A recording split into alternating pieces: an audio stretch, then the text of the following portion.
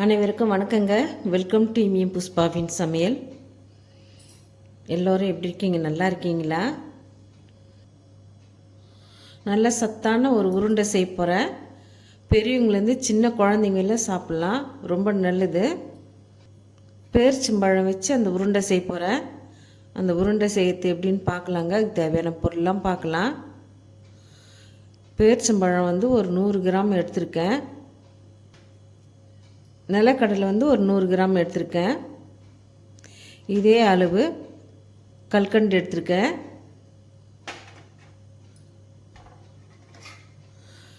இருபத்தஞ்சி கிராம் வெள்ளை எள்ளு எடுத்திருக்கேன். ஒரு 3 ஏலக்காய். எப்படி செய்யுதுன்னு பார்க்கலாம் வாங்க. இது மாதிரி ஒரு மிக்ஸி ஜார் எடுத்துங்க. இந்த மிக்ஸி ஜாரில் பேரிச்சம்பழத்தை போட்டுக்கிறேன். கல்கண்டியும் சேர்த்துக்கிறேங்க. வறுத்த வேர்க்கடலை இது கையில் எடுத்தோன்னா இதுமாரி தோல் உரியணும். அப்போ தான் நம்ம மிக்சியில் போட்டு அரைக்கும் போது கரகரப்பாக அரைக்கும். இந்த தோலெல்லாம் எடுத்துட்டு மிக்ஸி ஜாரில் போட்டுக்கலாம். நிலக்கடலையில் தோலெல்லாம் எடுத்துகிட்டு வந்தாச்சு. இப்போ மிக்ஸி ஜாரில் சேர்த்துக்கலாம்.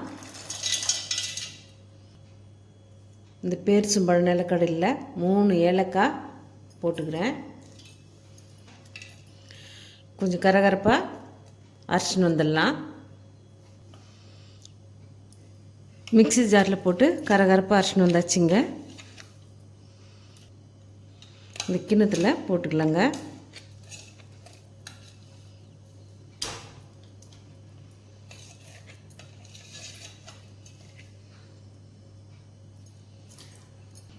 இதை கூட வறுத்த வெள்ளை எள்ளை சேர்த்துக்கலாம். எள்ளு போட்டு கலந்து விட்டாச்சுங்க. கையில் நெய் தடவிக்கின்னு உருண்டை பிடிச்சிடலாம்.